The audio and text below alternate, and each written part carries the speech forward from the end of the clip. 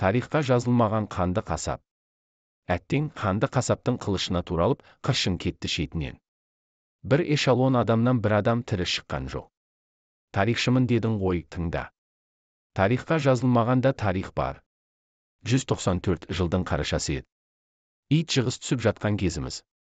Орысша қазақша сауатым бар, адъютант едім. Bir күні казармаға шақыртты. Бар, сенің қазақтарың келді. Шетінен тіл білмейтін мақаулар. Аудармашы керек деп кекете күлді шенділер. Бұл келген торғай мен ырғыздың қазақтары екен. Үстерінде жалбағай тон, аяқтарында жіппен шандыған байпақ, басына түлкі тымақ киіп, тонның сыртынан белбеу буа салған. Өңкей 18-19 жастағы өндірдей жастар. Көбінің сауаты шамалы, адрес толтыра алмайды. Анығы қайда келгендерін білмейді. Әскери даярлықтан өтіп те жартпапты. Түнімен олардың жазған хаттарын толтырдым.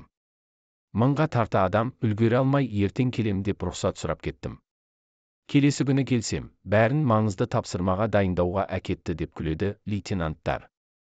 Әлі керзі етіп киіп үлгермеген ауыл балаларына қандай маңызды әскери тапсырма жүктелуі мүмкін? Оны қарғыс атқан сол түні білдім. Бүгін фашистердің ұясын анықтайтын боламыз, деді командирім. Арнайы мамандар картаға түсіріп отырады. Бәрі анықталған кейін ауыр артиллерия шабуылға шығады. Біздің міндет қорқақтар пайда бола қалса, соларды сабасына түсіру. Қою қараңғылық орнады. Орман шетінде тұрмыз. Алдымыз ашық алаңқай. Сол маңда жаудың күші орналасқан деген ақпар бар. Бірақ тап қай нүктеде екенін білмегендіктен бір аптадан бері аңдысып жатқанбыз. Кенет шабуыл белгісі берілді де, орман ішінен тағы бір орман бөлініп шыққандай жөңкіле жөнелді. Құлағыма алға, әруақ деген таныс дауыстар естілді. Фашистер де соны күтіп жатқандай жан-жақтан прожекторлармен осқылап, оқ жаудыра жөнелді. Сары тоны далпылдап, түлкі тымағы жалпылдаған мыңдаған қызыл әскер баудай түссе де тоқтайтын түрі жоқ, жауған оққа тайсалмай салып барады. Бір қызығы біздің жақтан мылтық дауысы шықпайды. Тек айқаймен ұран. Жарайсың, қазақтарым, деп командирім жатыр айызы қанып. Бір сағаттан кейін атыс тоқтады. Жау дзоты орналасқан нүкте сәтті анықталып, көп өтпей біздікілер атқылады. Бекініс алынды. Сөйтсе, жаудың негізгі күшін анықтау үшін әкелінген бұл жігіттер. Келесі күні майдан болған жерге бардым.